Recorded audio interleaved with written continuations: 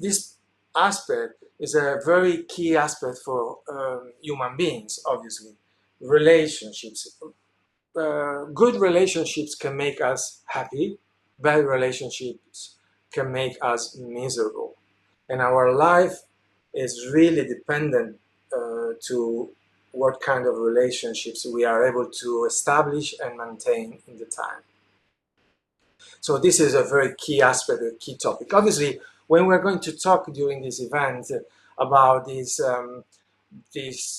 relationships, we already know. We have been talking in several different events, so you can find in your video library about schema therapy, needs, schemas, coping strategies, different parts of the personality, how to deal with our own problems, how to really understand what is happening inside of us. We had 2 editions of understanding your emotional, relational, and psychological issues, and then we had one event about abandonment, another event about emotional deprivation. So we had several different events, and I'm not going to repeat everything. So you can watch those events, and then you can video record, and then you can watch this event again and better understand what I'm saying. I'm going to just summarize certain things just to remind you what I'm talking about, and then we're going to focus more on relationships. So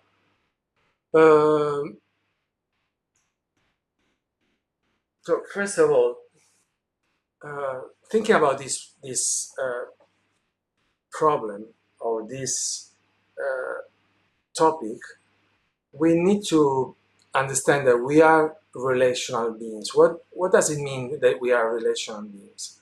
That at the beginning, when we are children, when we were born, the child when he's born is not really aware of being different or differentiated by the mother. So the child still feels to be a whole with everything else.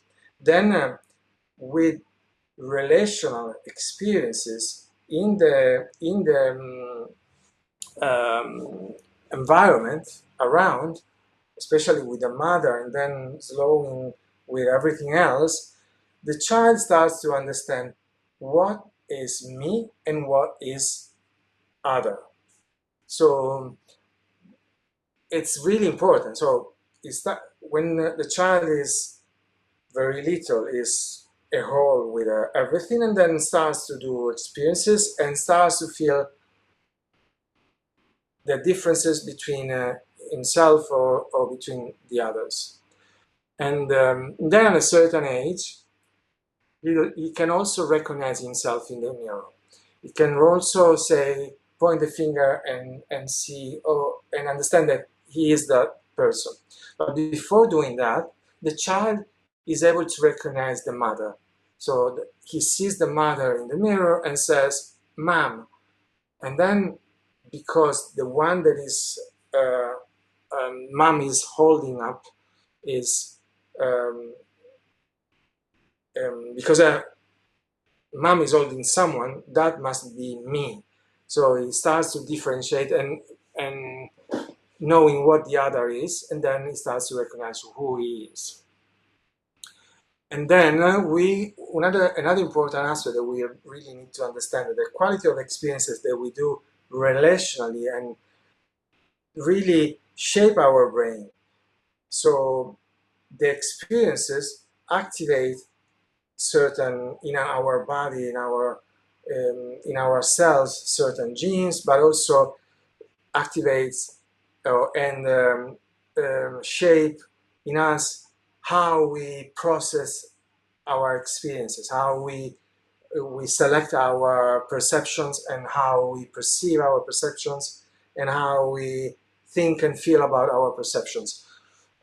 And so the experiences shape also how we feel about ourselves and about others. So what I've been talking extensively in the other events is about needs and schemas. Every child, but every human being has needs, emotional needs. Um, so there are emotional needs. There are kind of requests that the child gives to or does to the environment, and depending on how the environment responds, the quality of that response will shape certain kind of neuronal connections in the child's brain, and the brain will start to develop in a certain way, but also the personality will start to develop in a certain way. Basically, the child will start to reproduce a model of the reality and himself in the reality in his brain. So there's a at the beginning the brain of the child is fresh, empty or almost empty, because already some experiences of the mother when he was in the womb were already shaping his brain. But let's say that at the birth his brain is empty, and then the all these experiences starts to create these connections, and then the child starts to really orientate himself in a certain way. So he starts to take a path or a path of development that goes in a certain direction depending on the experiences. And depending on how the needs are of the child are recognized, the child could develop certain kind of connections and clusters of connections of neurons that then create schemas. Schemas are kind of, you can think about them like softwares of a computer that can analyze all the information and orientate the child in a certain way. And this software has already some informations inside related to all the experiences that the child did and the experiences that created that schema, that software. And so that software will keep elaborating all the informations depending on that content. And let's say that I was living in a childhood some negative experiences in which someone made me feel defective. So I developed a defectiveness and shame schema. So that schema, once it's developed, tends to orientate myself in the reality in a way that I select certain informations. I can see the reaction of people toward me, or I can see how I do certain things and I don't remember how I did other things. And so I can see how bad I do certain things and keep saying, oh yeah, I'm not good, or there's something wrong with me, or that person is reacting to me in a certain way, so it must be because of me. Because that schema is created. When the schema is created, the schema works to be always stronger, stronger, stronger, and maintain itself. So what we are saying is that I said this. It's exactly the same slide. I said this in the previous event that I had last week. So emotional needs and the answer of the relational world are a system of exchange of information. Let's say that there's a brain that has to be programmed, and the brain is asking questions, and the world is giving answers and programming that brain, creating these schemas. What are the questions? Questions are, as I said, we have the needs, and the needs are like questions or requests. So one question could be, is the world safe? So, and this is related to the secure attachment need. So a need of being safe, living in a stable, in a consistent world, the need of being nurtured, the need of being accepted. Can I explore it and be myself? So this is the need of autonomy, competence, and sense of identity. And then another question can be, I am free to express what is inside of me. So the need of freedom, or the need of express needs and emotions. Can I be spontaneous and enjoy life? Spontaneity and play is the need. Am I allowed to do anything I want? Realistic limits and self-control. Is the world a fair place? Fairness is the need. Am I coherent? And this is a need of self-coherence. I'm going fast here because I'm already explained this in the previous event, so you can watch that later and better understand what I'm talking about, because I want to go further and explain to you more about relationships. Then these questions, as we were saying, and the answers are the way of shaping our brain. Once we shape our brain, certain things are that are confirmed to us from the environment are reinforced, highlighted, and maintained, and they keep a presence in us, in our brain. They shape our brain, and other aspects of us that could be innate are dissociated. It doesn't mean that they disappear. They are just not um, they don't appear to our consciousness really. They are dissociated somewhere, and in some moments they can come up. And the work of therapy is many times is to really recreate an experiential path, or actually a path of experiences in therapy, in order to go and back to those innate aspects of us that were dissociated, but they actually were very good. Let's say one example is that I always give is the child is innately compassionate, so he shows to have the seeds of compassion, I mean altruism, since he's very very little, and then if this is not reflected back, mirrored back from the environment, or the environment is not really welcoming that, or actually is punishing him for doing this, then the child learns, oh, this part of me is not good, and then this part is dissociated. Doesn't mean that that disappears. The seeds are still there. So when we work in therapy, we work to really go back to those seeds and watering them with good experiences, new experiences, and then make them grow and become a consistent inner aspect of their reality. What are the schemas? The schemas are 18, and they are really listed in this slide. And I'm not going to repeat all of that, but you can see from the names that there are many very important: abandonment, instability, mistrust, abuse, emotional deprivation, defectiveness and shame, social exclusion, alienations. So just reading the names, you can understand what the content is. Each one of these is like a software of a computer.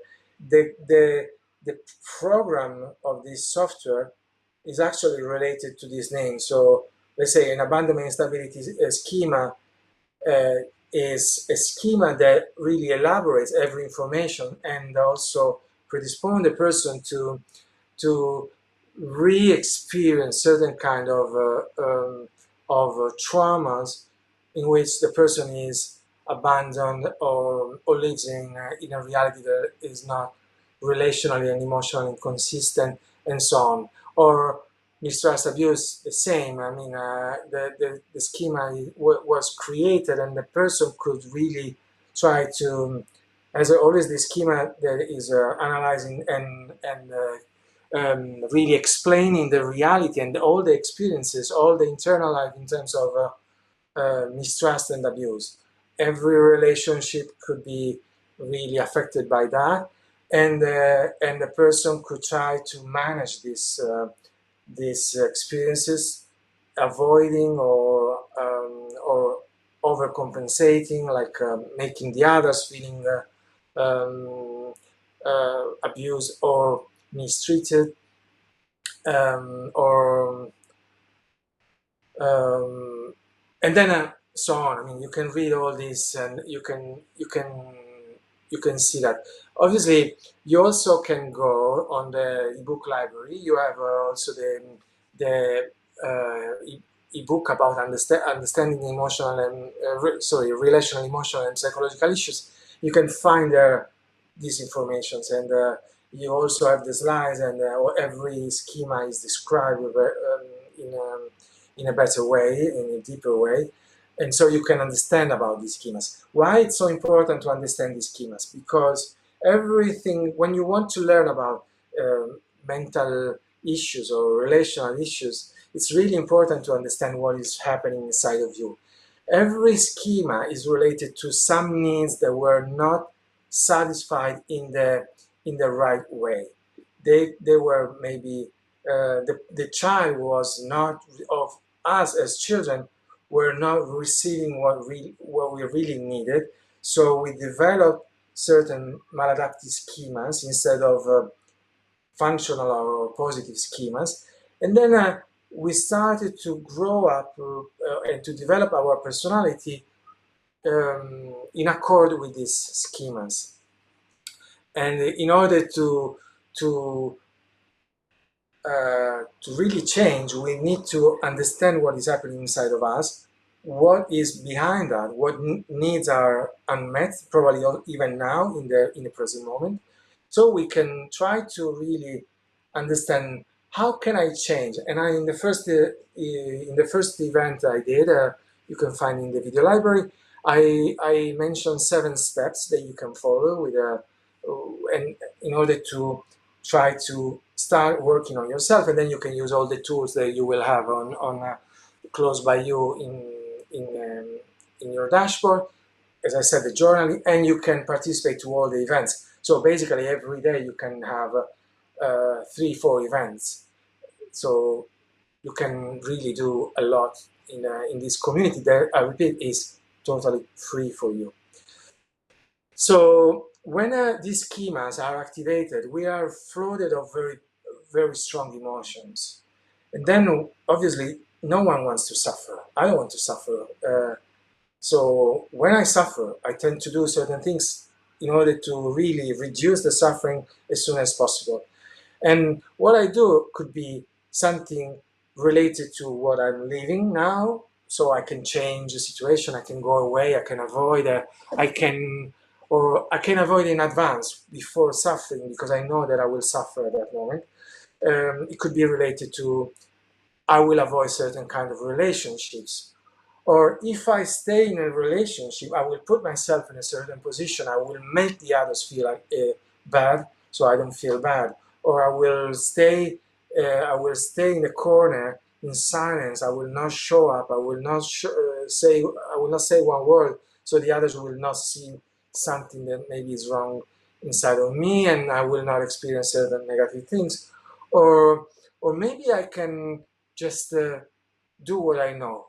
Surrender to what I'm feeling, to what the schema is making me feeling and making me thinking, and then reinforce again the schema. And actually, this aspect is so important for the topic of today: the surrendering coping strategy, in order to manage actually the schemas, is what is really important for what we are going to talk about today, because it happens many times that we feel very attracted to a person. We meet one guy. I remember, I mean, I had so many clients, but I remember some of them. I remember one woman that said to me, "Oh, Alessandro, I met the man of my life." And I said, "Okay, tell me more. What happened?" And she said, "Oh, we were sitting in the train, one in front of the other. I was reading a book, and he said to me, "What? How is the book?" And then accidentally our legs touch each other, and then we touch each other with our legs.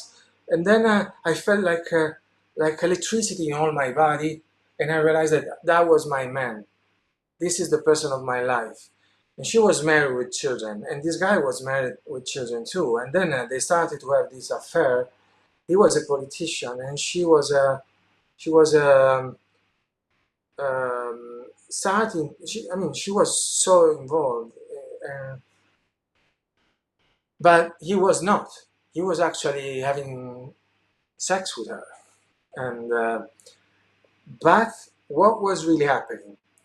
What we understood was that she had a schema that was really activated by that person, and the way she was managing that schema was just surrendering to that schema. What does it mean? When we feel that we surrender to a schema, we can actually be attracted to what is going to prove again that the schema is right. So this person was an inconsistent person. She had an abandonment schema. This person, for how he was behaving, he was a bit narcissist. So he was there, and then he was not there anymore.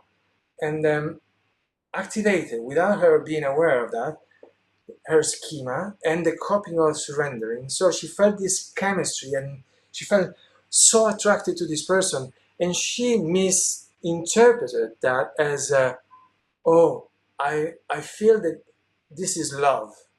It was not love. That was attraction, but attraction because the surrendering coping strategies was activated in order to manage the activation of the schema. Why did we do that?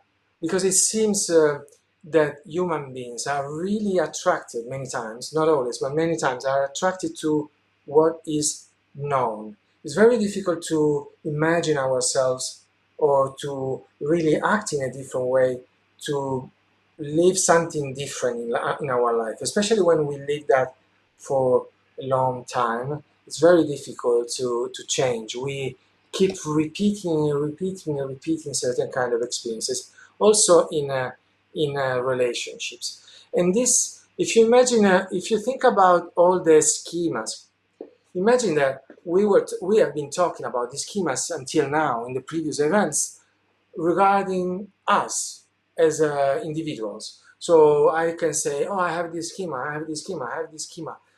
But when we are in a relationship, remember what I said, we are relational beings, and remember that we did certain experiences with our parents, and we developed in relationship with our parents certain schemas.